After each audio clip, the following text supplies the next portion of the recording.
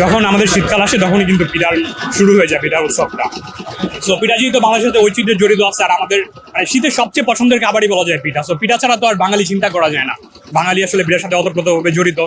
So পিঠা ছাড়া শীতকাল চিন্তাই করা যায় না। সামনে শীতকাল আসতেছে, আশা করি পিঠার জন্য। তো এই যে আমি খাচ্ছি এই পিঠাটা, জোস কিন্তু ফিলিং, শীতের আগে খাইতে পারতেছি, উইচ ইজ ভেরি গুড।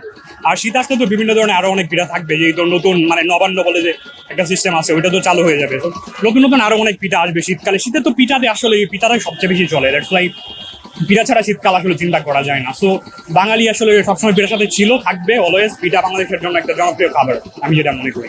আমার পছন্দের ওই যে এটা হচ্ছে চিতো পিঠা শীতকালে, তারপর আরো অনেক আছে, পাটিসাপটা আছে, আর মিষ্টি জাতীয় পিঠাগুলো যেগুলো মিষ্টি, দুধ পুলি আছে আমাদের এলাকায়, যেটাকে দুধ পুলি বলা হয়।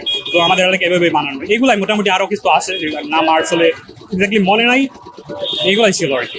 আসলে আমরা বাঙালি হিসেবে শীতকাল এবং পিঠার সম্পর্ক মানে দুইটাই অত্যন্ত অঙ্গাঙ্গিভাবে জড়িত। আর গ্রামীণ অঞ্চলে বা বাংলাদেশের বিভিন্ন প্রত্যন্ত অঞ্চল বা গ্রামের দিকে শীতকাল আসলে এসব পিঠার আমন্ত্রণ দেখা যায়। বাট আমরা যেহেতু ঢাকা শহর থাকি, সেহেতু গ্রামে বেশিরভাগ সময় যাওয়া হয় না, সেজন্য এখন আসছি পিঠা খেতে।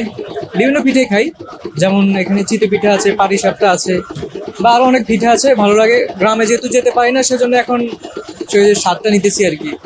বাবা পিঠা 20 টাকা, ডিম পিঠা 30 টাকা, তেলের পিঠা 10 টাকা, চিতল পিঠা 10 টাকা।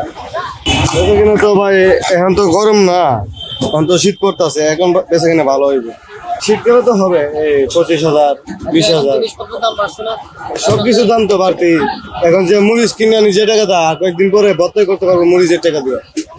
যে মরিচের দাম বাড়া যাওয়াতে, জিনিসপত্রের দাম বাড়া যাওয়াতে আমাদের অনেক সমস্যা হচ্ছে এখন।